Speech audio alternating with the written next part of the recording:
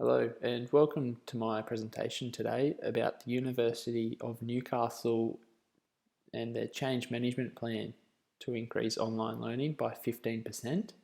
Over the course of the presentation today, there will be 5 topics addressed, the first of which is a background about the university and this plan's purpose, followed by the snapshot of the industry.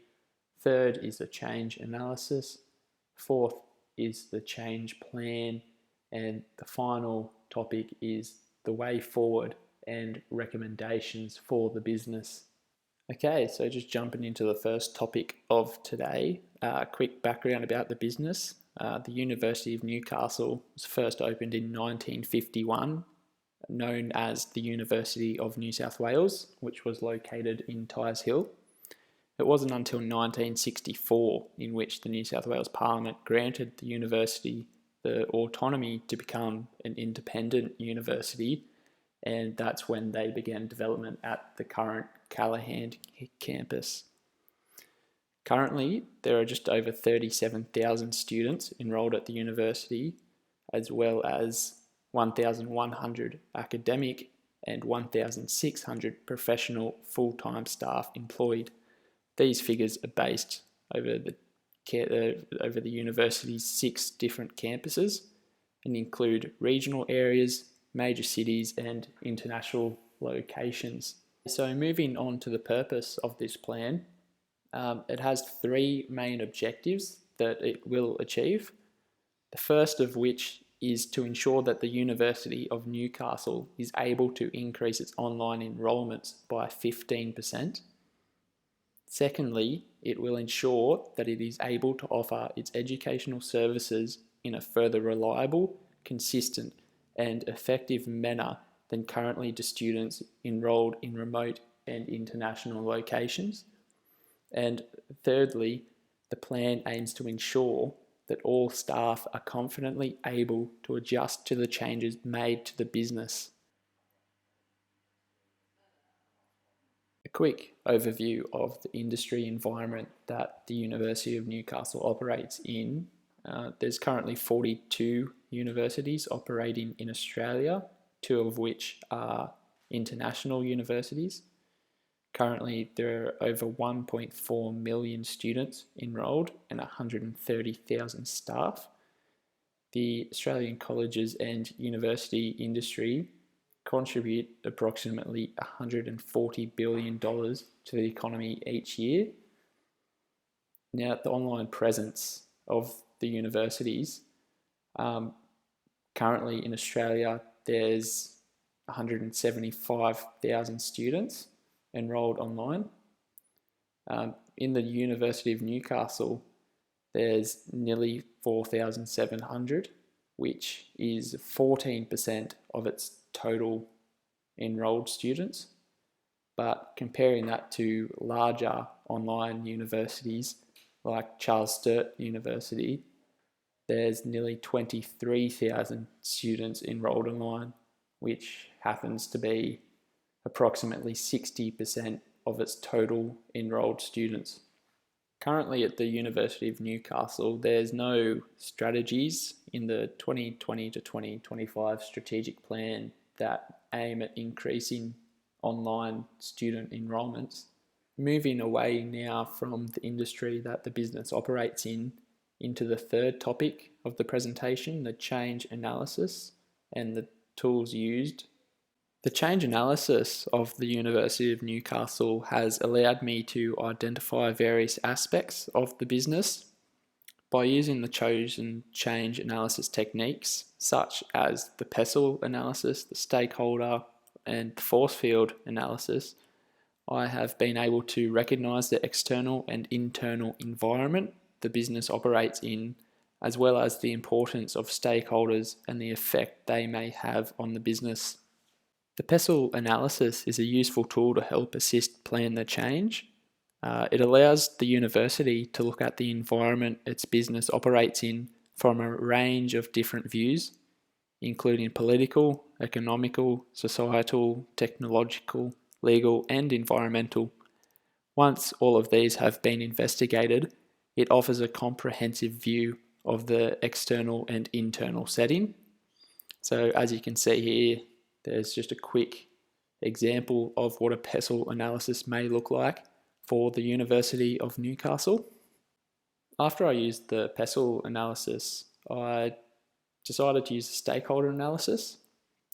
I did this because it's quite different to the PESEL analysis, in that instead of looking at the environment the university operates in, it looks into the internal and external stakeholders that will be affected and have the power to adjust the change.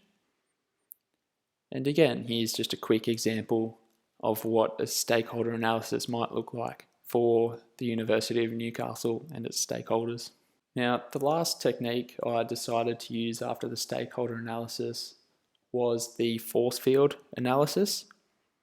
And this is because, again, compared to the previous two techniques used, this force field analysis is very different in that it focuses and identifies the forces that the university views as a positive and a reason for the change, or the forces that can be seen as a negative or resistance to the plan if the change were to be implemented.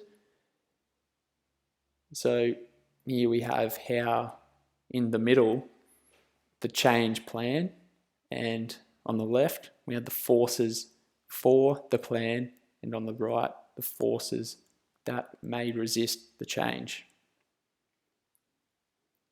So they were the three analysis techniques that I decided to use for the University of Newcastle's change management plan. So after the change analysis, we move on to the fourth topic of the day, which is the change plan. So the first step in the three-stage progress is to prepare for the change. This is the unfreeze stage. Breaking this step down essentially is to prepare the business for the change and ensure that the stakeholders know that this change is required and crucial for the business longevity. This helps with resistance to change, and it is important in order to begin shifting the status quo. At the University of Newcastle, it is critical that the employees can realise the need for change, especially change sponsors and change champions. This can be done by communicating and emphasising the need to change, holding meetings for staff to raise concerns, and ensuring that staff receive plentiful training and support.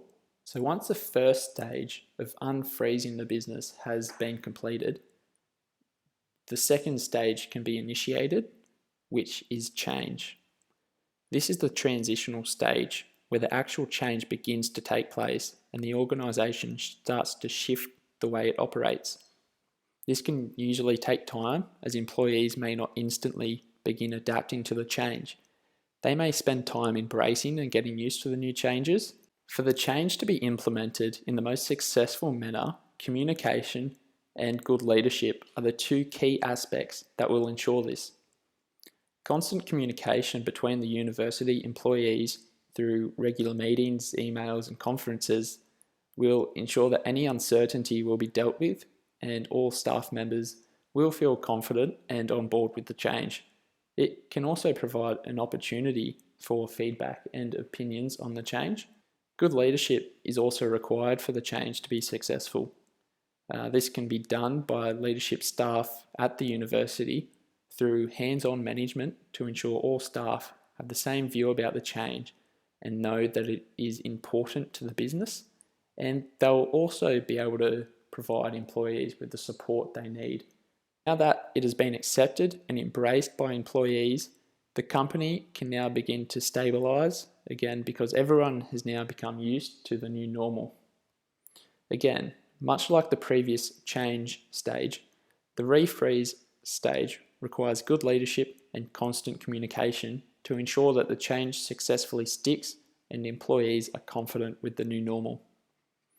In addition to good leadership and communication, there are programs which should be put in place to help enforce the variation. This can include reward programs, feedback programs, and support systems. It is also important that the business continues to evaluate the change that has taken place. By evaluating the changes made, the university will be able to identify the effects that the changes have made to the business. This will help identify any minor alterations that may need to be made in the future to reach the goals and targets of the new system.